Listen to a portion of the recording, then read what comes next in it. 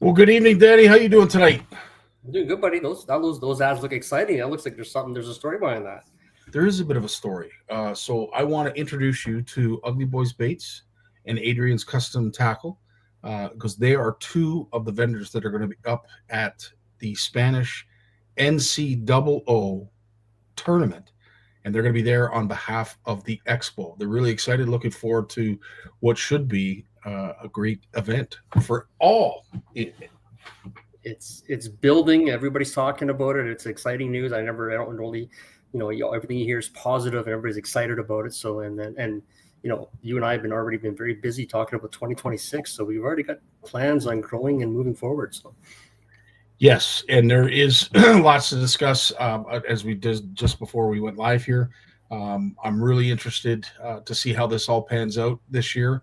It's the first of its kind. It's our inaugural tournament. I will say I can't think of a better venue for it to be our inaugural event, and I will say it's only going to build and hopefully get better. We have two guests on tonight. Mike Consul, who's going to be on here to discuss everything that you need to know about the MyCatch app. We'll talk to him shortly. And then, of course, Paul Taylor is going to be up next after Mike to talk about Fishapalooza and, of course, some of the events that he's not only hosted, but is in the process of putting together. So very exciting. They are definitely two events that are growing, which, Dan, as we know, in the tournament game, everything's sort of plateauing. There's not a lot that's growing other than, say, the kayak community. So that's right. It's be intriguing to hear how Paul's doing that and some of the things that he has upcoming. So we will get right to it, and we will introduce the one and only Mike Consul. How you doing, buddy? Hello, gentlemen. Hello, Danny. Hello, Scottie. Have a good. Hope you're having a good evening. Absolutely. Always a pleasure to talk to you, Mike, because it's always about fishing and it's always about something really cool. This is something that you brought to me when it came to the CFN Fish Off. The MyCatch app has been something that truly has made our life so much easier when it comes to the CFN Fish Off. For those who are watching and want to participate in the Fish Off, you're going to get a firsthand look at how to use the app, and also to those participants who are going to be competing in the pre-fish aspect of the NCOO tournament, you'll also get a first-hand look at what this app looks like. We will likely, as I said, Mike, tape some of this just so we get some of the snippets of important information out to our anglers, but we're probably going to have at least two more of these leading up to the event itself, just in case folks have questions or concerns or what have you. But Mike, you know what? Danny and I will let you take it from there. First and foremost, what brought you to the MyCatch app? What was it that tweaked your interest that you had to introduce it to me? So we've been running the CFN Fish Off for I don't know how many years now, and it was a online event that we hosted on Facebook. So people would record a video, take a picture, and then upload it to the CFN Fish Off Facebook page. And it was amazing because there was a whole bunch of engagement. Everyone on the page can like it, comment. But of course, Facebook is not made to host a nationwide fishing tournament, one that is the largest multi-species fishing tournament in Canada. So I saw the MyCatch app, and I'm like, oh, that is pretty cool, because we were approached by a different company, Scottie and I, in terms of, hey, you guys have a huge community. You guys have a huge online Canada-wide event. How would you like to host it on our platform? And we had several meetings, but they weren't perfect. And when we met the people on MyCatch, the thing that intrigued us was, one, it was better platform than we were currently using, which was Facebook. And two, all your catches can contribute to citizen science and the betterment of fisheries across Canada. So for those that don't know, the MyCatch app takes that data, and when a government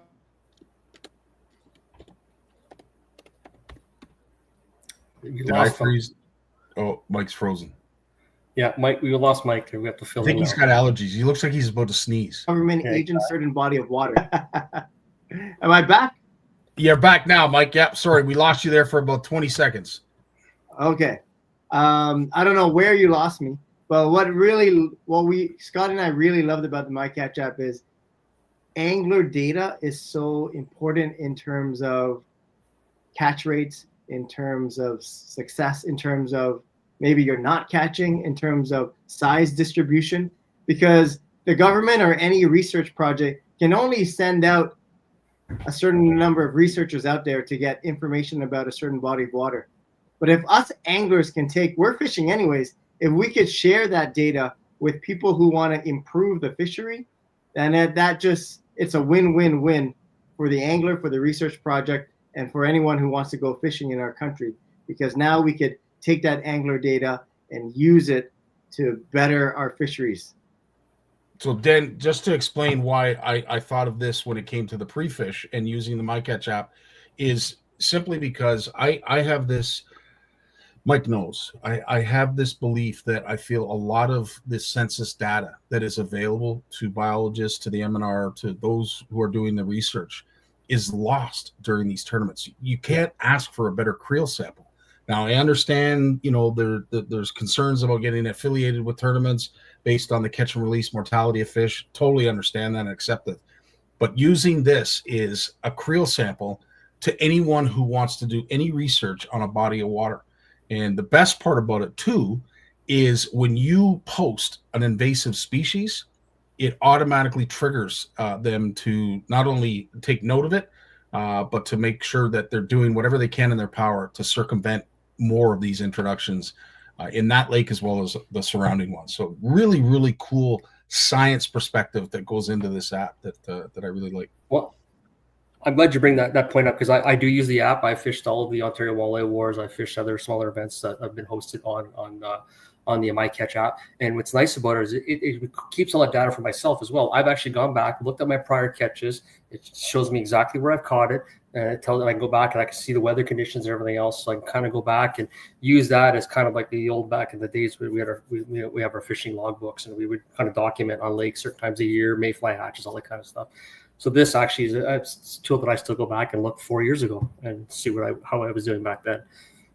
Awesome stuff. Well, Mike, I know a lot of anglers who are multi-species fishermen, and they use it exactly like that as a log to keep track of how many species they've caught, because their goal is to try to catch as many species as possible. And sometimes you forget, or if you don't keep good records, but the app does it for you in terms of what species have you caught, what length was it caught, have you released the fish, where you caught it. And what's important is, although it keeps this data, all that data is like their term is secret spots stay secret. So that data is only available to you. And if a government agency or the MNR or a research project requests that data, they sign an agreement saying this data is anonymized. They don't know it's Mike Consul who caught the fish. They don't know it's Scottie Martin who caught the fish. It's generalized to that body of water versus a pin where you got it. And definitely your secret spots stay secret. That is the biggest concern that most anglers have, Danny, and you as an angler can appreciate that you don't want your spots given out. And we totally understand. And that was something that we noticed and recognized right away with the folks at MyCatch and said, yeah, absolutely. And Mike explained it perfectly. I just thought of something, Mike.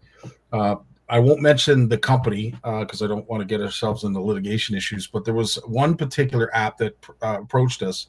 And when we told them what we did for the CFN Fish Off, you remember their reaction? They're like, well, there's no way we could do that. What do you mean you do multi-species? Well, how many species? Like 10?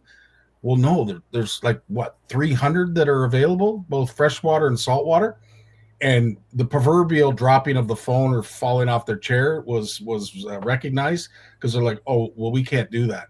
But if we could figure it out, like, how do you submit? Well, we have to do it with video. And they're just like, okay, well, our app can't do any of this. So it was surprising, and it was a bit of a pat on the back to Mike and the judges that we were so much further ahead with the Facebook application than some folks were with their app. So it was really cool. But I think Paul can attest to this.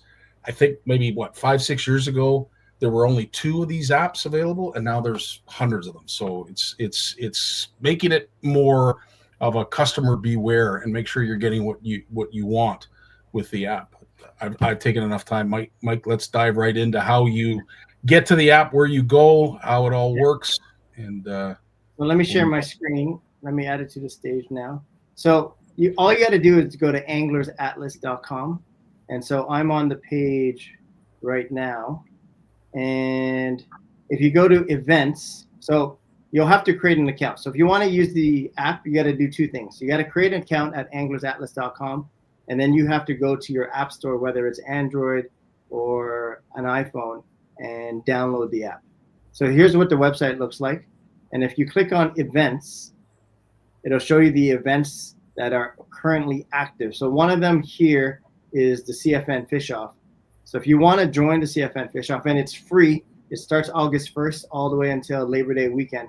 You would click the CFN Fish Off, and then you would click register for event. And as you could see, how many species are available. It's every species that you can catch. This shows you the boundary, which is all of Canada. And then you could see all the rules here, including all the prizes. And my gosh, thank you, Shimano, because we are giving a Vanford, we are giving a Nasky, we are giving a multitude of combos, we are giving away a Mirabelle, and just multiple of all those reels and rods that I mentioned. So read it. There's a whole bunch of prizes there. And then if you see, currently we've posted this 7 days ago, and we already have 158 people signed up. And so I encourage you to sign up. You could see a lot of your friends and CFN members right now. And every day I check it, and it just keeps going and going. So it is easy. All you got to do is go to anglersatlas.com/events and sign up. And then in terms of the actual app itself, when you download the app, and Scottie, tell me if you see a YouTube video right now. I do. Yep. Okay. So when you download the app, in order to log a catch, it's super easy. So you click the start trip button right there. Sorry, Mike, can you go to full screen just to make it a little bit bigger? Yep. Perfect. So you start your trip, and then you take a picture on your measuring device. You take that picture, and then away you go. Our judges will see the catch and the measurement. You select which species, and then you tell us. You can write any comments that you want. Did you release the fish? What is the length of the fish? Confirm that information, and then submit it, and it's done. Now, easy. Mike, in this situation for, say, the NCAA, are folks going to need to have a special catchphrase? Are they going to have anything in the background of the video to show that fish was caught during that week? So it's totally up to the event organizers if you want to have that catchphrase. But what's amazing about the app, it's connected to cell towers, so we know exactly what day and what time it was caught. So there's no way for you to fish prior to the event, because the app tracks the day and the time and the location that it was caught. So once the event starts, you have to, and once the event ends, you have to make all your catches within that time frame. Makes sense. You can't log a picture. You can only take a picture. Correct. You could take a picture or a video, and it says, well, is it within the tournament time or was it outside of tournament time? Anything within the tournament time will be counted towards that event. Anything outside of that tournament time, there'll be a big red flag saying catch does not count. And I know from experience, obviously, using this does work outside of cell service. If you end up in a dead zone, it still works. It still records the accuracy to that. And I know that it does. When you take a picture, it does back up on your camera, so you have that backup proof of when you took the picture to supply if you have an argument. So every video and every photo is saved to your camera roll, and when it's saved, it'll have an MyCatch logo on it, plus a QR code that our team can scan to see the data behind your catch in terms of when it was caught. And so if you don't have signal, all that is saved in the background of the app. And then once you get signal, it'll upload to the app servers, and then our judges will be able to verify the length and the species of that catch. So now, Mike, needed. We typically accept bump boards. They have to prove to us that it's official, which means they have to put a tape measure beside it to show us that they're two of the same. Danny, when it comes to the NCAO, we do have a few options. I know most of the anglers that fish up there do have bump boards already. Are we going to have to do any kind of boat check or visual check on the boards themselves to make sure that they're legit? We'll probably pretty well exactly follow the same standards that we had with Walleye boards. So any manufactured bump board, it will be considered good enough. Most people don't have pretty good bump boards. Whether you're getting them, a lot of the anglers we have coming to this, they're used to bumping their fish. They're used to being in a tournament, especially when you have fishing in the North Channel here, where you have slot size. You have to be pretty precise about that. We encourage, better quality bump boards. They don't shrink, they don't contract in the hot and the cold, they don't fade, the numbers are better on them. But at the end of the day, their manufacturers are put out. The MNR can legally accept that, or so can we, kind of thing. So that's basically how we're going to be on that. And Mike, we used Mike Parker's bump boards in the past, and this year I do have something really cool that we're working on. I'm still waiting for them to get back to me, but there's an opportunity to have our own official bump board for the CFN Fish Off. I'm working with a company right now. I'm just waiting, as I said, for them to call me back.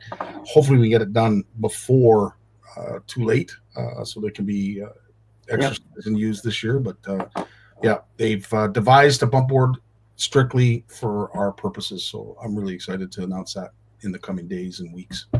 So last thing before I go, I know, Scottie, when you mentioned to me, I was like, oh my gosh, this is amazing. Because if those anglers are pre-fishing that tournament anyways and trying to learn the body so that they do better in the actual tournament, why not take advantage of that opportunity, win some prizes, gather some data, get familiar with the app? You're fishing anyways, so might as well record those catches, win some prizes, and add another element of fun and competition since you're already on the water.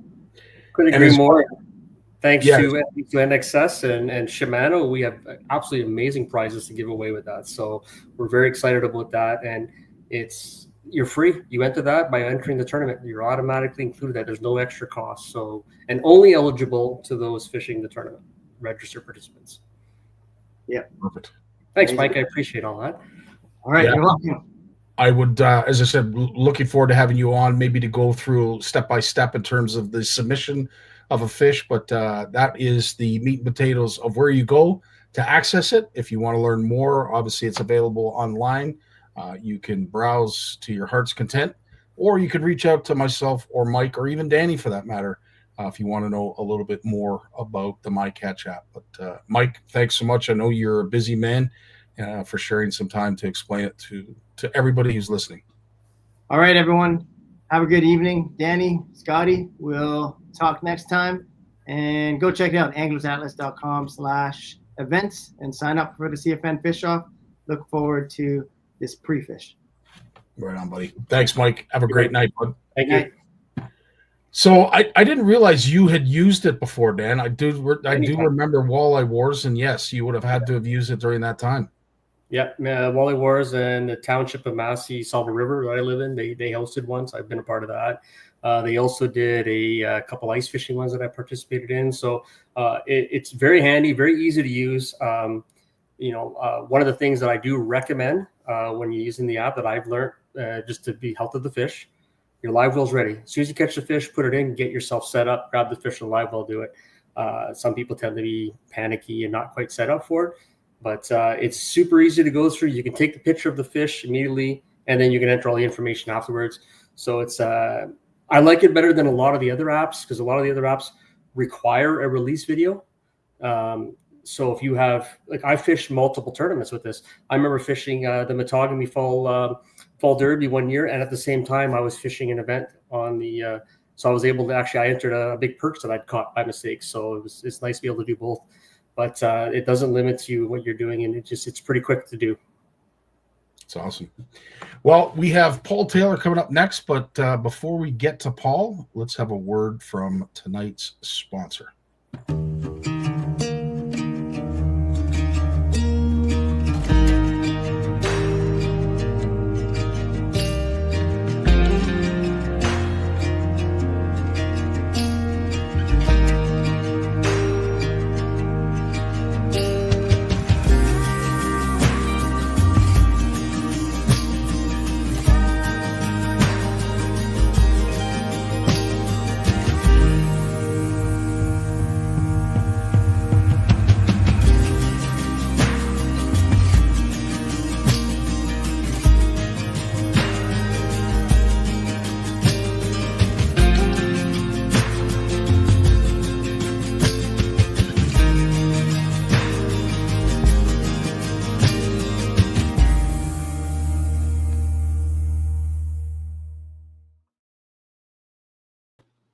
There he is, the one and only Paul Taylor. How are you? Well, you know what, Paul, never as good as you, but I keep trying to want to introduce you to Danny Bacon. Paul, Danny. Hi, Paul. Nice to meet you. Good to meet you. Thanks for having me on tonight. Well, as a guest, it is apropos for us to ask the first question to all of our guests. Mm-hmm. And we always catch you off guard when we do this, but we need to know when and who was it that introduced you to fishing? My father. And how old? My father, when I was and Red Fisher. That's how old I am. My father, probably back in I'd say 75, used to take me down to the R.L. Hearn generating plant on Lake Ontario. Yep. To catch the fish where the warm water came out of the plant, and then our very first fishing trip was to Lake Nipissing, Nipissing Fishing Lodge, in 1976. So that was my first introduction. Really cool. Well, there's a connection there, as we will get to shortly. Danny, any first questions that you have for Paul before we continue? Not right now. I want to hear more of what Paul's been doing and what he's got going on before I jump into. Unfortunately, I don't really know Paul, so I'm all ears on this one for now. It is cool. I'm really intrigued to share what you're doing with our community, as well as other anglers that are interested, and I know are going to be interested in getting involved. You are the tournament director and host, and I know you've got a cavalcade of folks that help you, that are your right hand mans and women. But Fishapalooza, I got to know, where did this come from? How did it start? And where is it going? It's a little bit of a convoluted story, but when I moved back to Canada in early 2000s, I just wanted to get back into fishing. I hadn't been doing it down south for a number of years, and it was 4 or 6 guys went up to the French River and had some fun. And I owned a clothing company, so I just made some shirts and some hats that said Fishapalooza, and it started that way at it'd be 22 years ago. And then bit by bit, small or large, it grew to incorporate a Team USA versus Team Canada thing about 4 years ago. And that was a bit of a fluke. I was fishing at a lodge with, I think it was about 6 guys in 2016. It was my first time back in a boat. I'd gone through some medical issues and I wanted to get back out on the boat. And one of the guys who was running the lodge, a guy named Mike Petrie, we became fast buddies, and he ended up leaving the running of that lodge, managing that lodge, I think about a year later. And in 2018, we decided, there was a space on a little fishing trip I was doing up to Maskinonge Lodge in Lake Nipissing, the West Arm. And I had an empty spot. So I said, Mike, you want to drive up? He was in like a dirty shirt, and he came up and he loved it. And that's how it started, because he said, we have no lodge to do our group fishing tournament at anymore, because we're not at the lodge on the Upper French. My guys would love this. And that's how it started. Team USA against Team Canada. Started out with, I think it was 16 guys, grew to 22, then to 24. Now we're at 32 with a waiting list. And next year, we're going to max out the lodge at 48 guys from as far away as Utah, Wisconsin, Virginia, South Carolina, and a lot of guys from Ohio and all over Ontario. That in itself is impressive. And it just kind of became an entity that grew on its own. The more guys, the more people that wanted to jump on as sponsors. And then I'd make phone calls and emails. As crazy as it sounds, I mean, I run a couple of companies, but this takes about a year to put on one of these little events because of all the phone calls and the non-returned emails and all that kind of stuff. So, but it's turned out wonderfully. I mean, I couldn't be happier. The guys have a great time, and that's what it really is all about. I don't term it as a tournament as much as I term it as a week-long fishing adventure that happens to have a 2-day fishing tournament in the middle. And we give away everybody gets a goodie bag and door prizes, and we give away about, I don't know, $10,000 or $12,000 worth of stuff over the course of the week. And but everybody leaves with way more than they think they're gonna. And for the price, you can't go wrong for a week's accommodations and stuff like that. That is so awesome. So it's kind of, I know it's a long, convoluted story, but but basically at the end of the day, whatever road it is that gets us to where we are right now, you are providing not only a service to anglers, when it comes to the competitive aspect, but what you're doing for these resorts, getting, Americans up here to visit, Canadian waters and some of our great establishments. Like, I mean, at the end of the day, you're doing a fantastic job promoting the Canadian fishing industry. And this is why, CFN and myself wanted to jump on board with what you were doing almost immediately after you told me about it, was for that purpose. Yes. You've been a sponsor. I mean, right there. You've been from the get-go when I first contacted you. You've been a loyal supporter of it. And other companies like Swamp Donkey Baits and Kicker Custom Lures have been there from the get-go. And they're generous. And I can't thank them enough for their and other sponsors help. But it's one of those things where I know that over COVID a lot of the lodges had issues with occupancy and having to shut down, and we were up in Lake Lausanne right after we got booted from a resort because of the COVID restrictions. The lodge got sold and we were kind of left in the middle of nowhere. So we did it in a little place called Lausanne East Cottages on Lake Lausanne. And we got to the point where we were filling every single room and we had nowhere to expand. Great place, phenomenal fishing, but we needed to move on. And the lodge owner understood that. And we moved now for the next 3 years. Every 2 or 3 years, we change up venue because we don't want it to get stale, We're going to be at Maskinonge Lodge on the West Arm. And this year, again, 32 guys. Next year, 48 guys. And we've introduced when I say we, I mean me, introduced a kayak series as well. And that's doubled in size in a month. That's incredible. Well, as Dan can attest, the one thing about our industry right now is the kayak community is growing exponentially. Crazy. Yeah. I never understood how big it was. I really didn't. I mean, I knew guys who did it, but I never really thought much, how intricate are their setups and how can that be? Some of the guys rolled in a month ago to Lake Lausanne with $25,000 rigs. I mean, live scope, 2 motors. I mean, we do allow kayaks with motors, not gas powered, electric motors, and pedal and actual kayak paddles and such. But I couldn't believe it. I mean, these guys rolled in with trailers and it looked like a convoy. They actually put a convoy together from Ottawa. And I think there was 10 trucks with kayaks all the way from Ottawa to Algoma. It was great.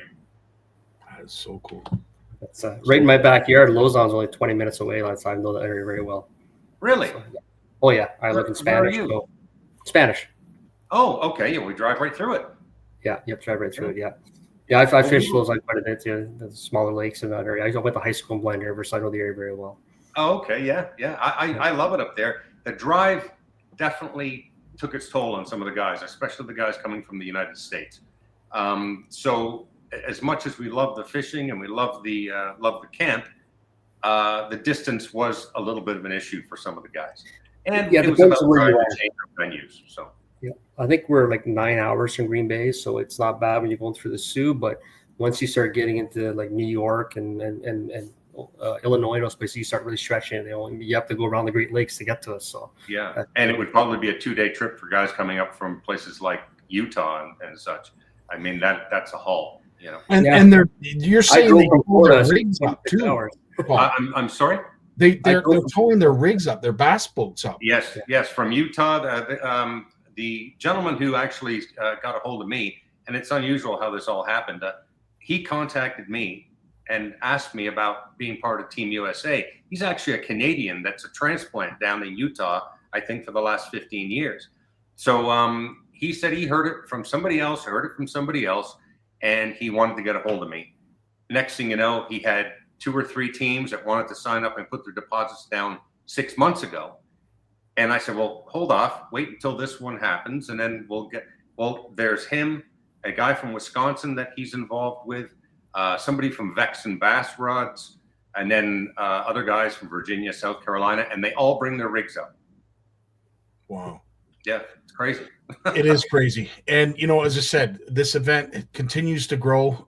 Its popularity is shared by the folks that are watching here tonight.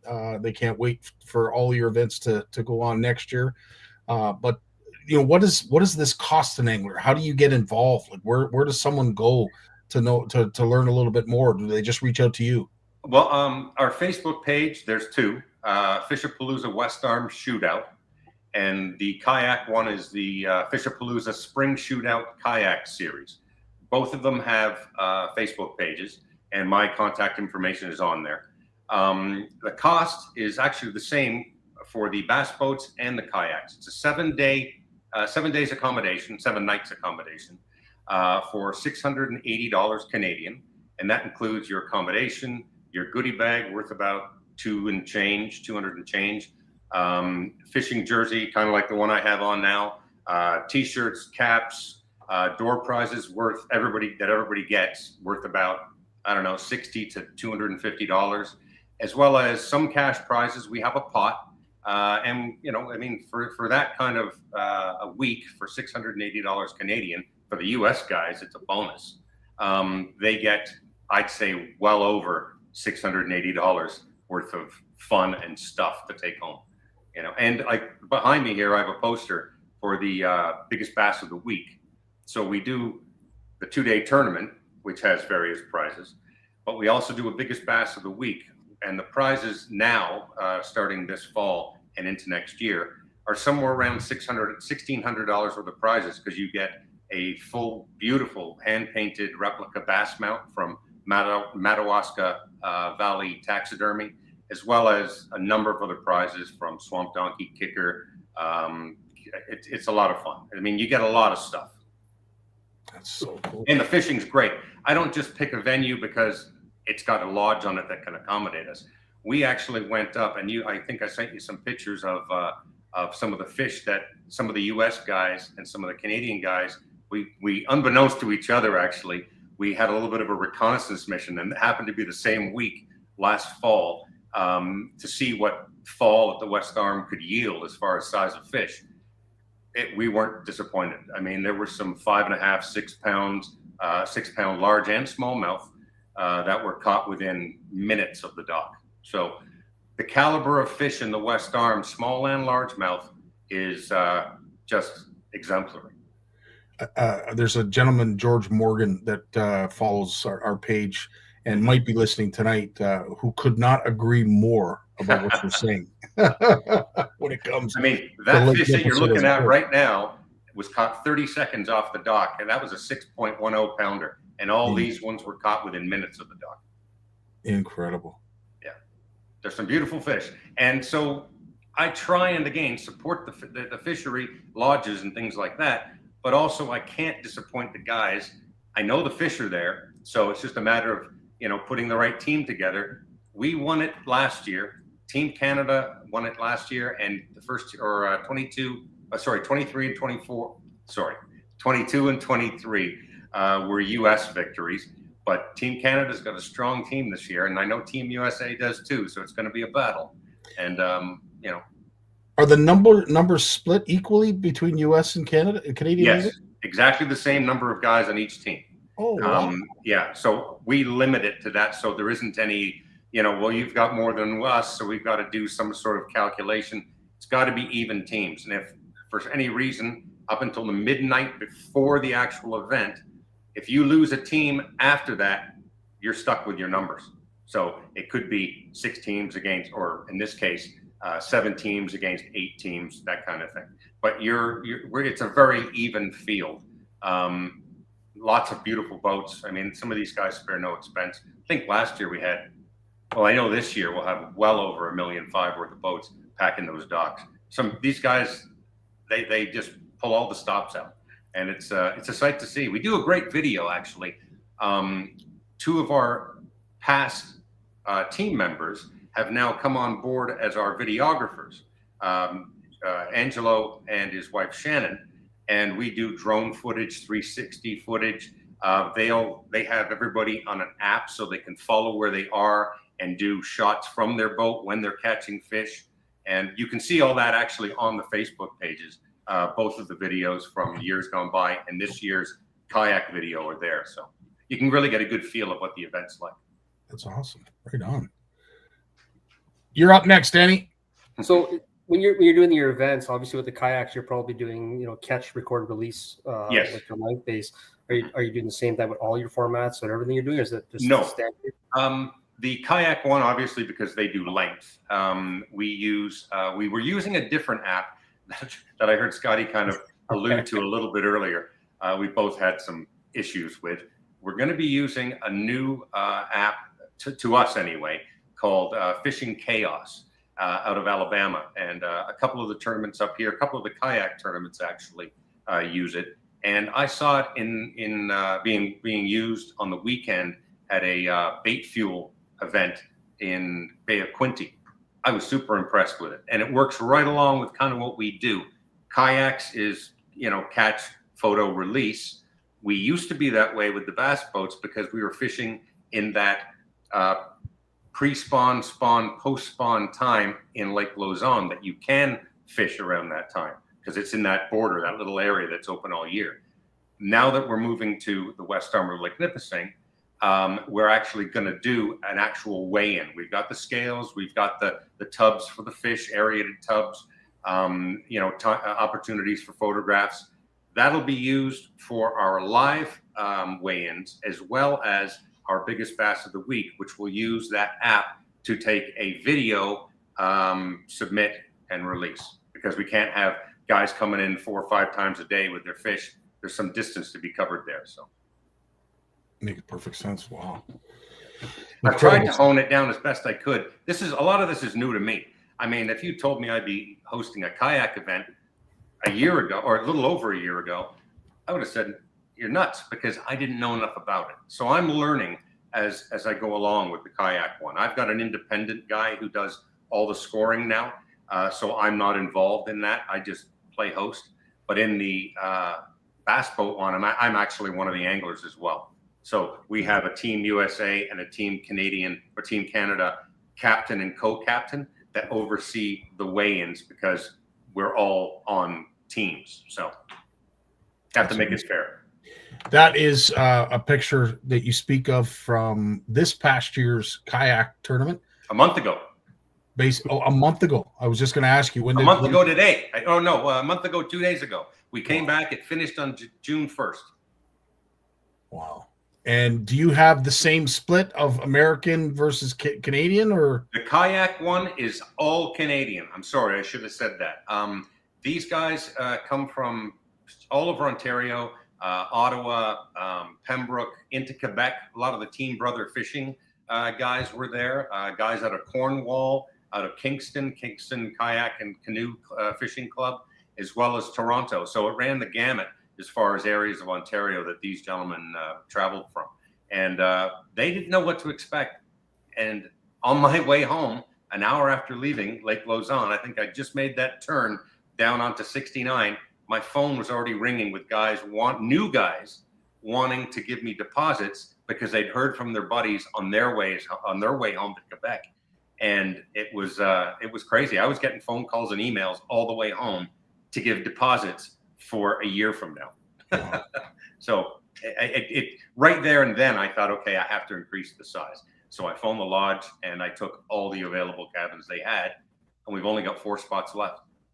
So we're 33 guys. We've doubled in size almost in 30 days. And next year I'm hoping So to have it's a 48. good problem to have, that's for sure.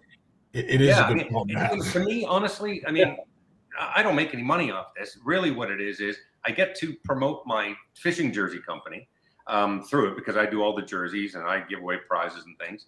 But ultimately, the fun I get from it is seeing all my buddies have a great time, because some of these guys that started off as just anglers in the events have become very, very close friends of mine. Mike, especially down in Ohio, and Rob Reiser, his partner, and some of the other guys on Team USA. We've become close friends, and it's all just because of fishing. And to me, you know, that's why I do it. I do it because I love to have fun fishing with all the guys. And it just happens to be a bit of smack talk and competition in the middle of it all. So, Wow. Sounds familiar, eh, Danny? Absolutely. it's a good time. I don't do It much really is. talking. I do a lot of catching. I'm sorry? I don't do much talking. I do a lot of catching. I let everybody else talk to me. Well, that's the problem is I do way too much talking. You get me on a venue like this, and that's it. That's hilarious. Scottie knows why I'm saying that. That's what he's in. 100%. Some cool takeaways, like it's from past events. This was from what, 2024? That was 2024. This was at Lake Lausanne as well. Lake Lausanne's right behind us. Yeah. Again, like just share some of the cool takeaways, some cool stories of the week-long event that you'd like to share with us. Well, I can tell you when it just happened on the kayak event. I'm sure Rick won't be too happy about me telling this, but he flipped his kayak when he went to drop his rod in the water accidentally, and when he went sideways to grab his rod, the weight shifted in the kayak and he was upside down in a matter of seconds. And we unfortunately didn't get it on video, or it would have been prominently a part of our 2025 kayak video. But is he the one wearing the Yeti outfit? No, that's Mitch LeCoupe from the kayak Kingston Kayak Club. And Rick is the one on the far left, out there by himself. Freezing to death. I'll tell you, I was this close to buying a kayak, and then I heard your story. I'm out. Well, you know, though, when they're fully loaded, some of these kayaks have a higher center of gravity, and I think that's what happened.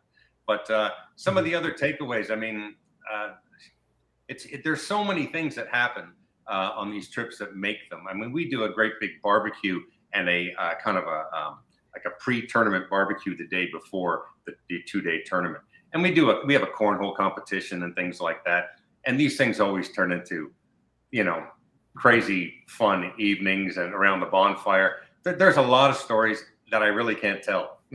Yeah. And they're the best ones. I'll tell you afterwards. I hear that. There's just a lot of fun to be had. We always have a rule at our retreats: whatever happens at Horwood stays at Horwood. Whatever happens at Camp McIntosh stays at Camp McIntosh. Yeah, we have something similar. So, you know, you really are doing it for the same reasons I am. You know, obviously I'm taking a different approach now this year with Danny and Nick, and of course the NCAO.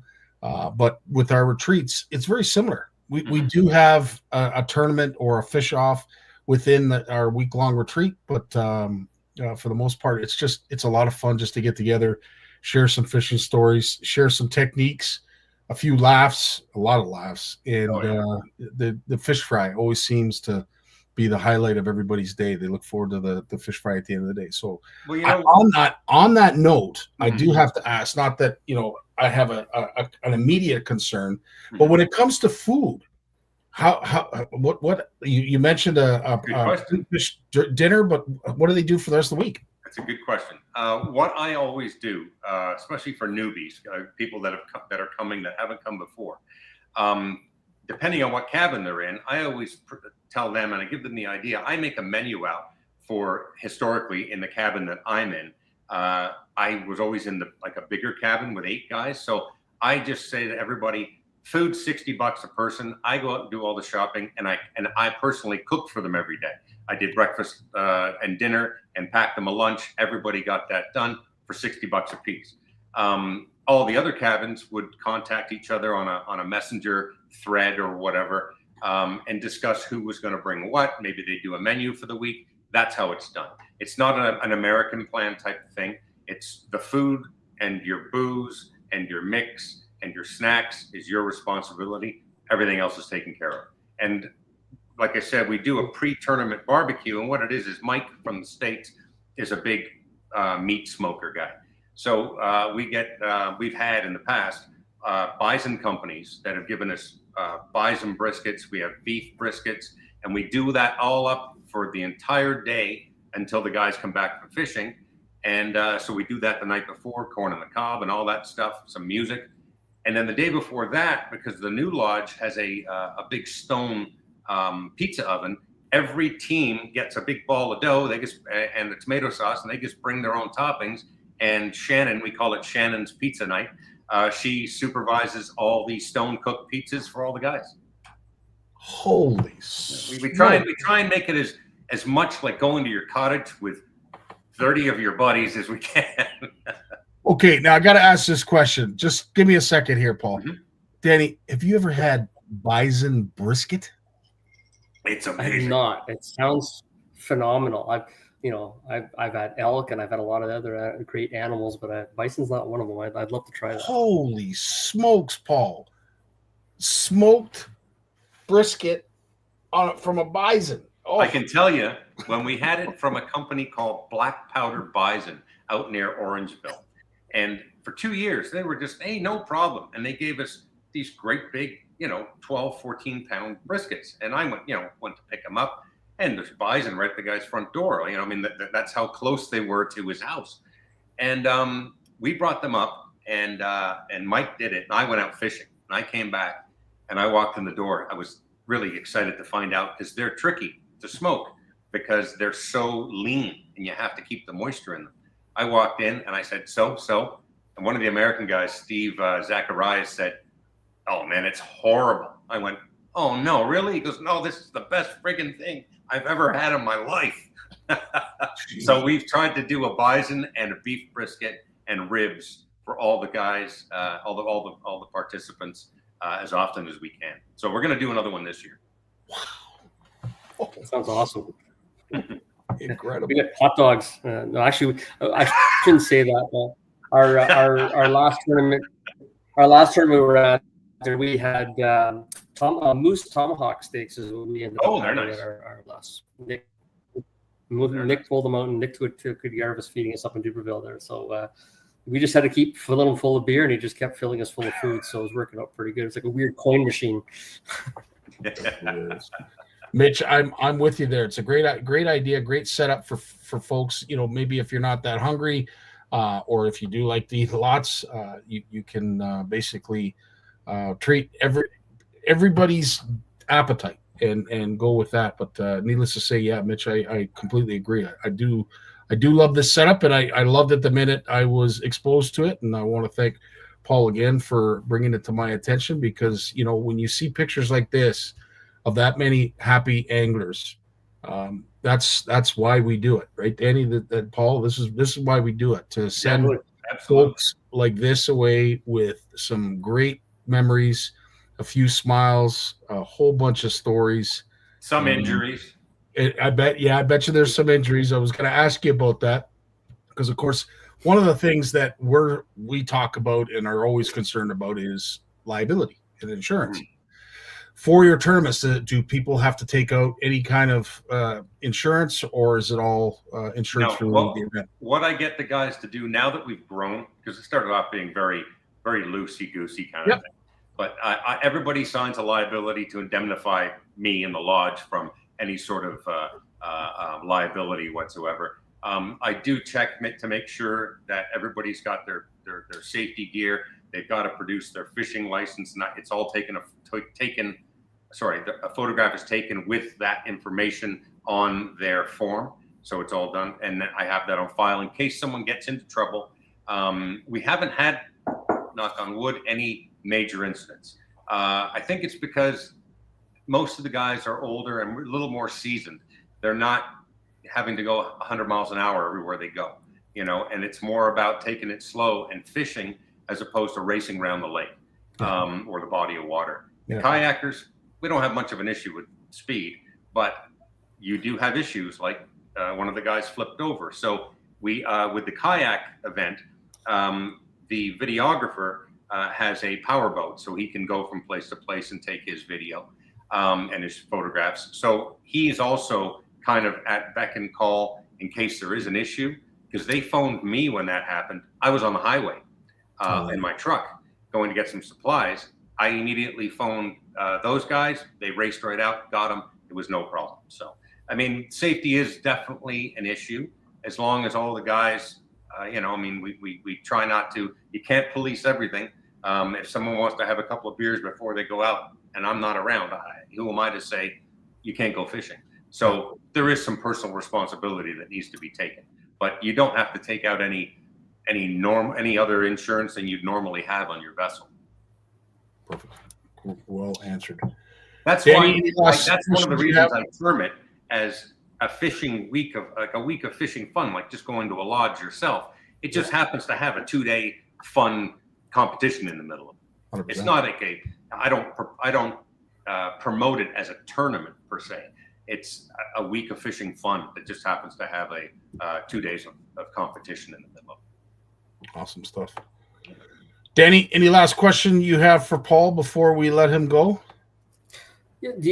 Are you noticing a lot more guys leaving that power boat scene, moving towards the kayak stuff in all around, just not just in events, but just in general? Well, I can tell you, I personally, I've seen it go in one instance the other way. One of the guys that's on Team Canada used to kayak fish, and now he's got a nitro. The other, conversely, one of the guys that was at the kayak event last month, he was actually in my cabin. He was one of the last guys to sign up because we had somebody drop out. He fished from his canoe. He's got a trolling motor. He fishes from, I think it's a flatback canoe, but he's also got a Ranger sitting at home. He's from Kingston, and he actually, I had a spot that just fell open because of the two people that are videographers now wanted to do that. I filled it immediately with Mike Trunks, who you probably know, and Joe Kenahan, who has his Ranger. They live in almost the same neighborhood, so he does both kayak, canoe, and power boating. Wow! So he fishes a lot of the events in Bay of Quinte and that kind of stuff, and does the kayak fishing as well. So I wouldn't say, to answer your question, Danny, I wouldn't say I've seen an exodus from one to the other. I've seen individual instances of people maybe doing both, or maybe going to kayaking because, they're sick and tired of the bass boat thing, or the other way. They're sick and tired of huffing it all the time with a paddle, or their legs are getting older. They want the comfort of a bass boat. So I hope that answers your question. Can't say I blame him. Can't say I blame him. Well, Paul, as I said, exciting stuff. As I said, I want to thank you again for bringing this to my attention and for the work that you're doing to host this, because it's events like this that I truly want CFN to support going forward.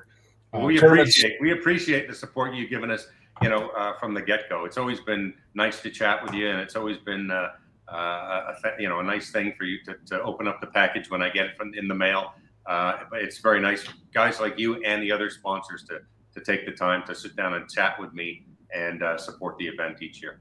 Well, because we know, I'll be honest with you, Paul, we know the work that goes into events like this. As I said, as I mentioned, the retreats, very similar to what you're doing with this, but just it's one rung up the ladder, and the work and effort that goes into it. Not to mention, of course, your the whole premise behind this is so genuine. There's no ulterior motive here. There's no hidden ways to make cash. No. Let's face it. Trust is a big thing in the fishing community, in the angling community. And based on the folks that are watching, as well as myself and new folks that have been exposed to this, you're gaining the trust of a lot of folks in the industry. And that, I'll be honest with you, is why you're growing. It's a great event, don't get me wrong, but the fact that you have the trust of the anglers, dude, that's a big check mark. So the word of mouth has been, yep. I mean, I can only do so much promotion before you just look like another event, you know? Yep. And there's a lot of people that are trying to do events. Mine, I think, have, I should say ours, our events have, because it's only as good as the guys that come. I mean, I thank them every year for making it what it is, because without them, I'd be up there with two buddies getting drunk and fishing off the dock, you know? Yeah. It's one of those things that has really grown through word of mouth, and the fact that the guys who come up one year love it so much, they want to see their buddies have a good time as well. So they try and get them to come up. And if 2 or 3 or 4 of the guys do that each year, you find yourself growing by 6 and 8 guys each year. And that's kind of what happened. But the kayak thing's a whole other kettle of fish. I mean, it went from 18 guys to 33 guys in like 2-3 weeks. And I think those last 4 spaces, and there is only 4 spaces, everybody, left. I think they'll go fairly quickly. So I think so too. I hope so. Yeah. So on that note, folks, if they're interested, get a hold of Paul. He is available on Facebook, and you can look up and I'm assuming you have a website for Fishapalooza? No, don't have a website. I only use the Facebook page. Right on. Can I give my phone number out here? Absolutely, you can. They can get a hold of me, text me, or phone me at 416-419-6614, or like the aforementioned Facebook groups, Fishapalooza West Arm Shootout or Fishapalooza Spring Shootout Kayak Series. You can get a hold of me on any one of those 3. Right on. Well, Paul, I want to thank you so much for taking some time to explain all this and further expose what I think is going to be something that is going to grow even more in the future. So get ready, knock on wood, but keep up the great work, dude. You're doing some fantastic work, and I really appreciate the level of effort that you're putting forth. Thanks very much, both of you guys. I appreciate you having me on. Right on. Awesome, buddy. Thank you very much, and good luck. Thank you. All right, Danny. Well, that's the end of our show. It is the POW'er Hour. Thanks again for your time, and all those who have joined us tonight. Can't thank you enough for that, but what a cool event, eh, Dan? Absolutely. And, you know, we're seeing a lot more exposure with all these kayak events, and it's pretty interesting to dive in and dwell in that. And it's just opens up the whole fishing market, the whole everything we have around us, and that it kind of opens our eyes. So we're instead of just tunnel vision of what we see in front of us, right? Amen. Especially for us up here in the north, right? But yeah, looking forward to see what we're going to do next week. Yeah. Well, we will be working on it, that's for sure. But in the meantime, folks, have yourselves a great week. Thanks so much for joining us. And if you do have any more questions, reach out to either myself or Dan, or you can reach out to Paul directly.